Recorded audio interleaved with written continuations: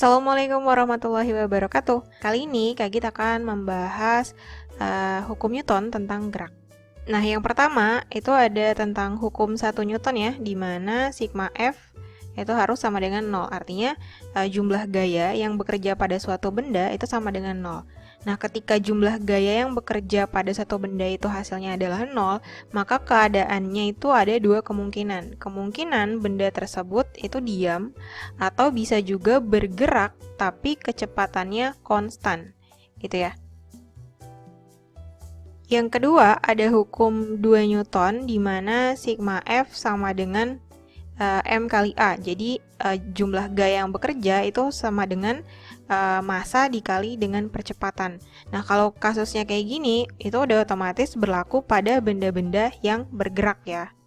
Oke, yang ketiga ada hukum 3 Newton. Bunyinya itu adalah F aksi itu sama dengan minus F reaksi. Gitu. Jadi ketika kita memberikan gaya, maka kita juga akan menerima gaya yang besarnya sama. Tapi arahnya berlawanan, makanya dia di sini dikasih tanda negatif. Nah, hukum Newton itu sangat erat kaitannya kan dengan gaya yang bekerja pada suatu benda. Jadi sekarang kita akan mempelajari macam-macam gaya yang bekerja pada sebuah benda. Yang pertama, di sini ada gaya berat. Ya, berat itu adalah W sama dengan M kali G, jadi massa kali gravitasi.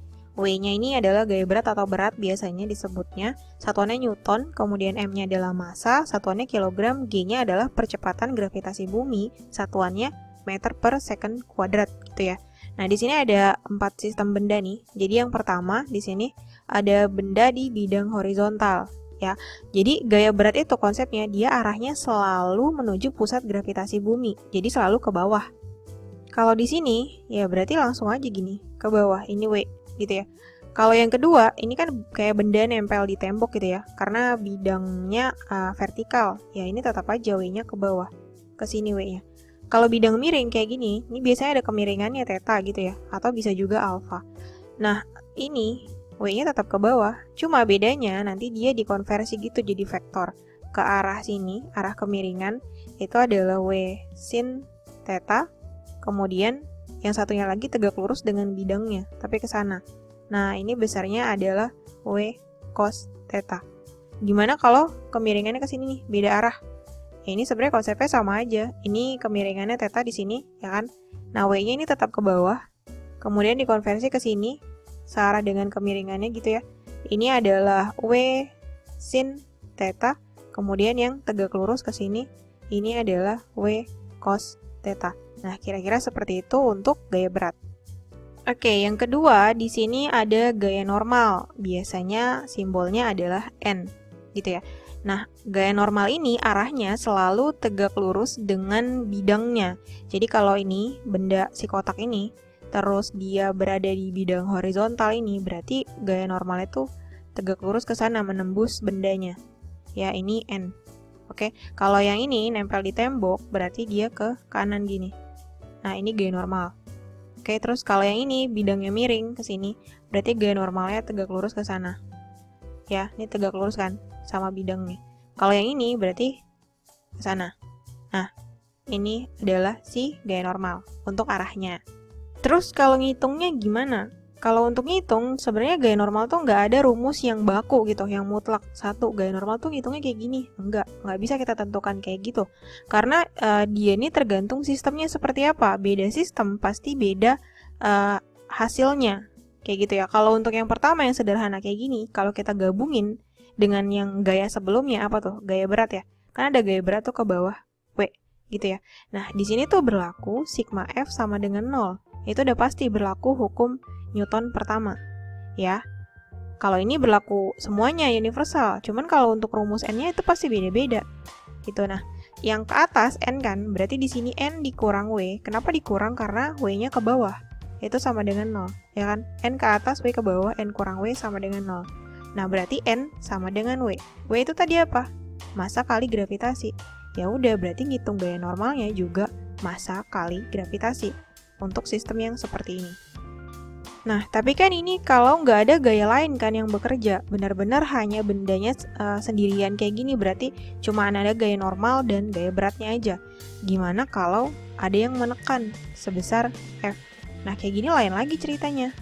Konsepnya tetap sama, yaitu sigma F sama dengan 0. Cuman karena sekarang ada 3 gaya kayak gini, yang ke atas ada N, kemudian yang ke bawah ada F dan W, berarti N dikurang F dikurang W sama dengan 0. Dan F sama W-nya ini pindah ke kanan, dua-duanya positif ya, berarti N sama dengan F ditambah W. Gitu ya. Berarti gaya normalnya itu dihitung dengan cara F ditambah massa kali gravitasi.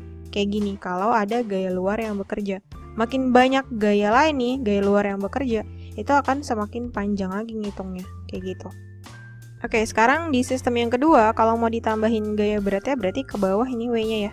Nah, kalau kayak gini, gaya normalnya nggak bisa dihitung nih sampai ada gaya luar yang bekerja. Tapi harus searah dengan N. Kenapa nggak bisa dihitung kalau gini doang? Karena gravitasinya kan ke bawah, lain arah. Jadi si sigma F sama dengan 0 itu berlaku untuk yang arah gayanya tuh sejajar.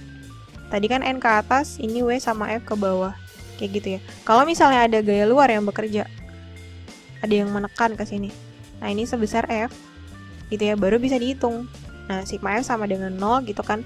Ya, N-nya ke kanan, F-nya ke kiri. Berarti N dikurang F itu sama dengan 0, maka N sama dengan F. Nah, kayak gitu untuk sistem yang vertikal. Oke, sekarang ke sistem yang ketiga. Ini bidang miring ya. Di sini ada kemiringannya sebesar theta. Terus kita tambahin tadi apa? Gaya berat. Ini W. Kemudian tadi yang ke arah kemiringan sini, ini adalah W sin theta. Gitu ya. Kemudian yang ke sini, itu adalah W cos theta. Nah, untuk ngitung gaya normal, itu sigma F sama dengan 0. Terus yang dipakai yang mana? Itu yang sejajar dengan si gaya normalnya. Yang ke atas ada N, ke bawah ada W cos theta. Berarti N-nya itu sama dengan W cos theta. Ini ya. Berarti N sama dengan mg cos theta. Kayak gitu. Kenapa diganti jadi mg ya kan? W itu tadi massa kali gravitasi. Dan untuk yang arahnya beda tadi, itu akan sama aja ya. Sekarang saya contohin gimana kalau ada gaya luar yang bekerja misalnya nekan kayak gini. Ini besarnya F, dia ke arah sana. Sejajar dengan N dan W cos theta gitu ya. Cuman arahnya ke bawah. Nah, ini kan sama aja, tetap berlaku sigma F sama dengan 0 gitu ya. Yang ke atas itu ada N, kemudian yang ke bawah dikurang F, terus dikurang lagi W cos theta. Ini akan sama dengan 0, terus dipindahin. Berarti N-nya sama dengan F ditambah W cos theta. Gitu kan. Dimana W-nya itu diganti jadi mg ya. F ditambah mg cos theta. Oke, di sini udah ada satu soal dengan 4 sistem yang berbeda. Masing-masing balok yang ditunjukkan pada gambar berikut bermassa 10 kg. Tentukan besar gaya normal pada balok untuk masing-masing gambar dengan G, percepatan gravitasi sama dengan 10 meter per second kuadrat. Di gambar yang A di sini, ini kan bidangnya horizontal ya. Ini bendanya ada di atasnya. Terus berarti yang bekerja pertama ada gaya berat ke bawah W, terus gaya normalnya ke sini, ke atas ya. Nah, untuk ngitung gaya normal berarti sigma F sama dengan 0, berarti N dikurang W sama dengan 0, ya udah gaya normalnya N sama dengan W-nya gitu ya. N sama dengan W. Dengan W itu adalah M kali G kan. Maka gaya normalnya adalah massa kali gravitasi. Terus tinggal dimasukin. Masanya tadi 10 kg dikali gravitasinya juga 10 meter per second kuadrat. Berarti besar gaya normalnya adalah 100 Newton. Lanjut ke sistem yang kedua. Di sini bidangnya vertikal ya. Terus ada gaya yang ke kanan besarnya 20 Newton. Ini kita anggap aja F gitu. Di sini berarti gaya beratnya ke bawah W, terus gaya normalnya ke sana ya. Ini N ke kiri, ya kan? Kemudian untuk ngitungnya berarti sigma F sama dengan 0. Yang dipakai tuh yang sejajar dengan gaya normalnya aja. Berarti ada N sama F. W-nya nggak dipakai. Terus F-nya ke kanan, N-nya ke kiri. Kita anggap kanan tuh positif aja ya. Berarti F dikurang N sama dengan 0. Ya kan? Terus pindah. Ya kan? Jadinya N sama dengan F. Nah, gaya normalnya berarti sama dengan si F-nya. F yang bekerja itu berapa Newton? 20. Berarti gaya normalnya adalah 20 Newton. Oke, sistem yang ketiga sekarang. Di sini ada bidang horizontal ya, di sini ada bendanya. Gaya yang bekerja ada dua. Yang pertama ada F1, jadi kita anggap di sini F1-nya 20 Newton, terus ada F2 di sini 40 Newton tapi membentuk sudut 60 derajat kayak gini. Oke. Yang udah pasti ada gaya berat ke bawah, ada W, terus gaya normalnya berarti ke sini kan. Nah, tuh, N ke atas nih, W ke bawah. Oke ya. Terus yang ada sudutnya kayak gini, ini harus diurai dulu berdasarkan vektornya. Oke, komponen vektor. Berarti dia kiri bawah kan? Nggak lurus. Oke, ke kiri, terus sama ke bawah. Gitu ya. Nah, sin 60 derajat ini, di mana nih dia adanya? Di sini nih. Ya, hubungan garis dan sudut. Oke, berarti di sini F2 cos 60 derajat. Yang ke bawah ini F2 sin 60 derajat. Yang berlaku tetap sigma F sama dengan 0. Yang ikut dihitung itu cuma yang arah gayanya searah dengan atau sejajar dengan si gaya normal. Ada N ke atas, F1 ke atas, terus ada W ke bawah, sama F2 sin 60. Nah, yang F2 cos 60 ini nggak dipakai karena dia tegak lurus dengan gaya normal gitu ya. Yang dipakai hanya yang sejajar aja. Tadi yang ke atas ada N, terus ditambah lagi sama F1, yang ke bawah ada W, berarti dikurang W, dikurang lagi F2 sin 60 derajat gitu. Ini harus sama dengan 0 ya. Tinggal dipindahin, berarti N sama dengan gitu. Ini pindah ke kanan, berarti minus F1. Terus minus W-nya pindah ke kanan, berarti ditambah W. Terus minus F2 sin 60 pindah ke kanan, berarti ditambah F2 sin 60 derajat. Tinggal dimasukin angkanya, berarti N-nya sama dengan F1-nya itu tadi 20 Newton, berarti minus 20 ditambah W itu massa kali gravitasi nih, 10 kali 10 gitu ya, berarti 100 ditambah F2-nya adalah 40 Newton dikali sin 60 derajat itu setengah akar 3 ya. Maka N sama dengan ini minus 20 ditambah 100 itu ada 80 ditambah 40 kali setengah itu 20 ya, 20 akar 3 Newton. Nah, berarti kira-kira segini hasilnya.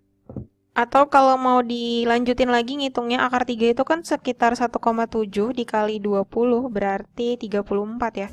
Nah, jadi di sini N-nya adalah 80 ditambah 34, maka hasilnya adalah 114 Newton. Lanjut untuk sistem yang keempat. Di sini bidangnya vertikal ya, bendanya di sebelah sini, sebelah kiri temboknya ceritanya gitu. Berarti di sini ada W ke bawah, oke ya. Terus gaya normalnya ke sana. Ini N. Oke. Terus ada gaya luar yang bekerja. Gayanya ke kiri, pertama 20 Newton, ini kita anggap F1 aja. Oke. Terus yang satu lagi itu membentuk sudut 30 derajat, besarnya 40 Newton. Ini anggap aja F2 gitu ya. Ini kalau dikonversi pakai vektor, berarti dia kanan bawah, ada yang ke kanan sama yang ke bawah. Terus pakai hubungan garis dan sudut. Di sini 30 derajat, berarti 30 derajat lagi di sini. Nah, jadi di sini yang di kanan itu dia F2 cos 30 derajat. Kemudian yang ke bawah di sini berarti F2 sin 30 derajat. Gitu ya. Hitungnya masih sama, berarti sigma F sama dengan 0. Nah, yang dipakai gaya yang sejajar dengan gaya normal aja. Pertama ada N, ada F1, dan F2 cos 30. Yang ke kanan itu F2 cos 30. Kita anggap dia positif aja. Terus dikurang yang ke kiri ada F1. Ya, dikurang lagi. Yang ke kiri ada gaya normal N. Sama dengan 0. Nggak ada lagi kan selain ini. Oke, kalau udah tinggal pindah, berarti F2 cos 30 derajat dikurang F1. Ini aja pindah, jadinya positif sama dengan N. Gitu, jadi N-nya itu sebesar ini. Tinggal kita masukin. F2-nya itu adalah 40 Newton, 40 dikali setengah akar 3 ya, cos 30. Terus dikurang F1-nya 20. Ini sama dengan N. Oke, ini 20 akar 3 dikurang 20 sama dengan N. Nah, 20 akar 3, 20 dikali akar 3, 1,7 dikali 20 itu 34. 34 dikurang 20, ini sama dengan N. Nah, berarti N-nya sebesar berapa? 14 Newton. Kira-kira seperti itu. Oke, segitu dulu untuk video kali ini. Jangan lupa like, comment, and share videonya ke teman-teman kalian supaya bisa belajar bareng-bareng di sini.